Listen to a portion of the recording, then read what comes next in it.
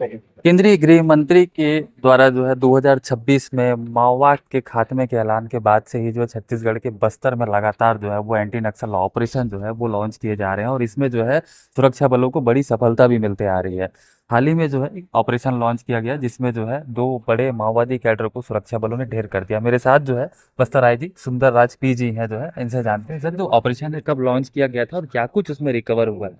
जिला नारायणपुर के अबूझमाड़ क्षेत्र अंतर्गत महोदय संगठन के सीनियर कैडर्स और अन्य कैडर्स की उपस्थिति का सूचना के आधार पर सुरक्षा बल द्वारा अभियान लॉन्च किए गए थे। कल दिनांक 22 सितंबर को अबूझमाड़ की फरसाबेड़ा और तोयामाटा के जंगल अंतर्गत जो सुरक्षा बल और माओवादी के बीच में मुठभेड़ हुई। मुठभेड़ के उपरांत इलाके के सचिव में दो माओवादी कैडर्स का डेड बॉडी रिकवर की गई, जिनकी शनाख्ती सेंट्रल कमेटी मेंबर खोसा एवं सेंट्रल कमेटी मेंबर राजू दादा को रूप में हुई। दोनों माओवादी कैडर के ऊपर छत्तीसगढ़ राज्य में 40-40 लाख का इनाम है और अन्य जो राज्य के इनाम वाले जोड़कर देखेगा एक एक ऊपर 1,80,00,000 का इनाम है। और उनके ऊपर टोटल 91 क्रिमिनल केसेस में प्रत्येक रूप से अप्रत्यक्ष रूप से उनका कहीं ना कहीं भूमिका रहा। इस प्रकार काफी महत्वपूर्ण दो सीनियर माओवादी कैडर के डेड बॉडी कल के मुठभेड़ के पश्चात सुरक्षा बल द्वारा रिकवर किए गए थे। अभी लगातार आसपास इलाकों में अभी भी सर्चिंग जारी है। मुठभेड़ स्थल से AK-47 इंसास और BFG लॉन्चर इस प्रकार का अन्य आर्म्स अम्युनिशन भी बरामद की गई। सर ये जो माओवादी मारे गए हैं वो कौन कौन सी बड़ी घटनाओं में संलिप्त रहे हैं। जो CP महोदय संगठन के सेंट्रल कमेटी मेंबर जो KRC उर्फ गुरसा उसंडी उर्फ विकल्प है, विगत कई वर्षों से DK इलाका में दंडकानी इलाका में सक्रिय थे और विगत 3-4 वर्षों में दंडकानी स्पेशल जोन कमेटी के सचिव के रूप में भी अनेक वारदातों में प्रत्यक्ष रूप से अप्रत्यक्ष रूप में उनका जो भूमिका रहा है, यदि टेकलगुड़म घटना हो या जो प्रवृत्ति वाला मुठभेड़ हो, यानी जो अबूझमाड़ क्षेत्र अंतर्गत जो जवानों का जो जितना शहादत हुई या ग्रामीण का जो अलग अलग कारण बताकर इनको मारा गया, इस प्रकार काफी क्षेत्र की जो जनता का हत्या करने का प्रकरण से लेकर और अन्य जो जितना भी सुरक्षा बल की शहादत का वारदात में इन कैडर्स का काफी बड़ी भूमिका रहा है।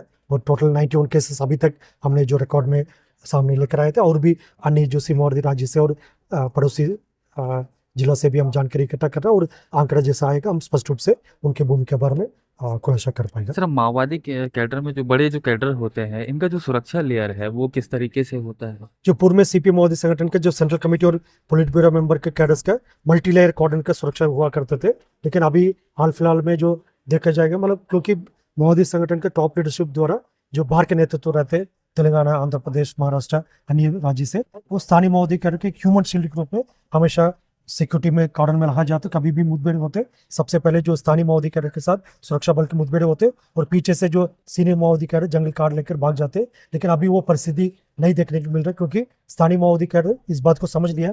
बाहर के माओवादी कैडर हमेशा उनका एक फुट सोल्जर और ह्यूमन शील्ड के रूप में इस्तेमाल करते रहते, इसलिए उनका बाहर के माओवादी कैडर का जान को रक्षा करने के लिए अपना जान को रिस्क में नहीं डाल रहा है। इन कारणवश हम सीनियर माओवादी कैडर के डेरा तक पहुंच पा रहा है और मुठभेड़ में उनकी डेड बॉडी रिकवर कर पा रहा है। इसी के परिणाम वर्ष 2025 में हमने CP माओवादी संगठन का जनरल सेक्रेटरी बसवराज जो है, सेंट्रल कमेटी मेंबर्स सुधाकर जैसे खोसा दादा, KRC और गरियाबंद अंतर्गत चलपति और हाल फिलहाल में मोड़ा बालाकृष्णा और अन्य प्रांतों में भी जैसा उदय उर्फ गजला रवि और विवेक मांझी और सहदेव, इस प्रकार का 9 police bureau central committee members का डेड बॉडी मुठभेड़ में हमने रिकॉर्ड कर पाए थे। बस्तर आईजी ने जो बताया कि बड़े जो कैडर के माओवादी हैं उन्हें जो है सुरक्षा बलों ने ढेर कर दिया है और मैं आपको दिखाता हूँ कि ये वही दो माओवादियों का शव है जिन्हें सुरक्षा बलों ने जो है वो ढेर किया है।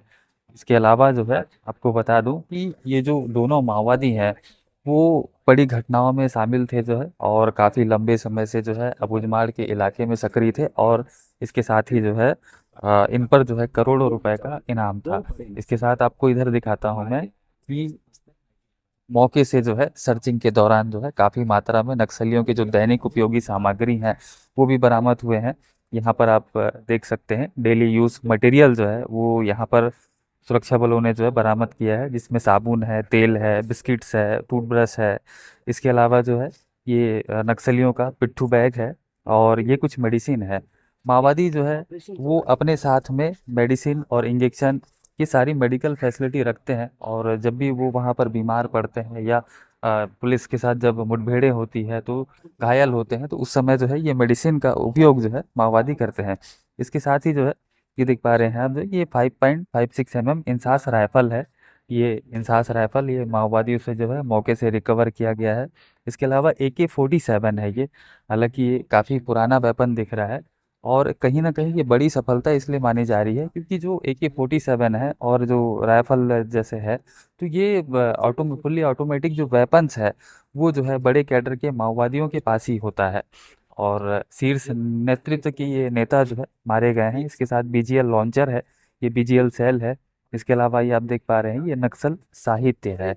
और इसके अलावा जो है कोडेक्स वायर है, डेटोनेटर इलेक्ट्रॉनिक है और ये शायद वॉकी टॉकी है।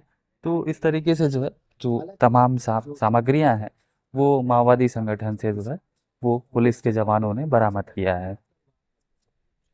ये BGL लॉन्चर नजर आएगा, साथ ही AK-47 और इंसास जैसी बड़ी ऑटोमेटिक राइफल जो है वो आपको यहाँ नजर आएगी। अगर आप आगे ऐसे में दो नक्सलियों को मारा जाना नक्सल संगठन के लिए बहुत बड़ा नुकसान है।